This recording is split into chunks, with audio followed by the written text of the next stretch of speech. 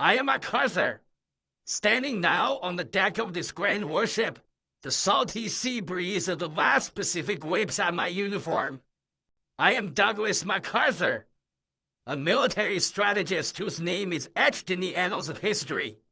This warship, a floating fortress on the ocean, reminds me of the countless battles and campaigns I've been a part of.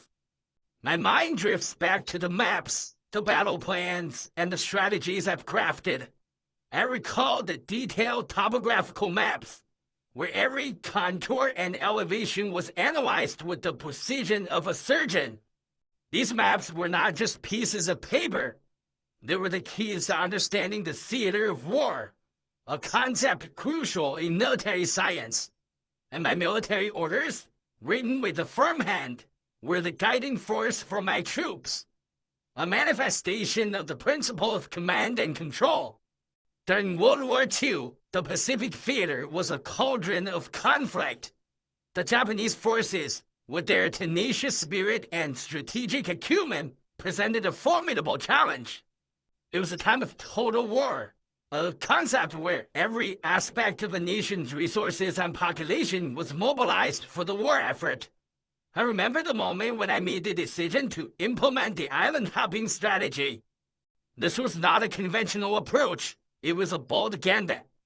By bypassing heavily fortified Japanese islands and seizing strategic ones, we could cut off supply lines and isolate the enemy.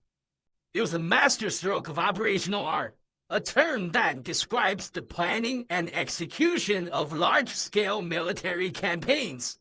The Battle of Leyte Gulf was a turning point. It was a naval engagement of epic proportions, a clash of fleets that would determine the course of the war in the Pacific. The sight of the warships, their guns blazing, and the aircraft soaring to the sky was both terrifying and awe-inspiring. Our victory here was not just a military success. It was a blow to the Japanese war machine, weakening their hold on the region. I stood on the bridge, watching as the battle unfolded. My mind focused on the larger goal of liberating the Philippines, a place that held deep significance for me. Now, standing here on the ship, I look at the remnants of war. The scars on the hulls of the ships, the faded flags, all tell a story of sacrifice and struggle. The world has changed since those days. My military campaigns, once the talk of the world, now seem like distant memories. The very strategies that were hailed as revolutionary are now studied in military academies around the globe. But here, far from the battlefields, I feel a sense of loss.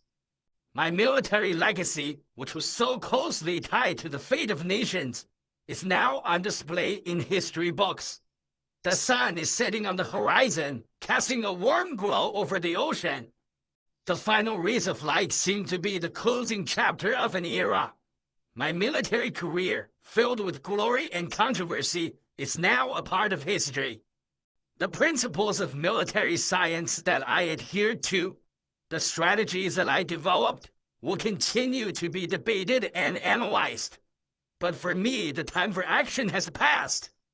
My spirit is heavy as I turn away from the ocean. Behind me, the ship, a symbol of my military might, sails on.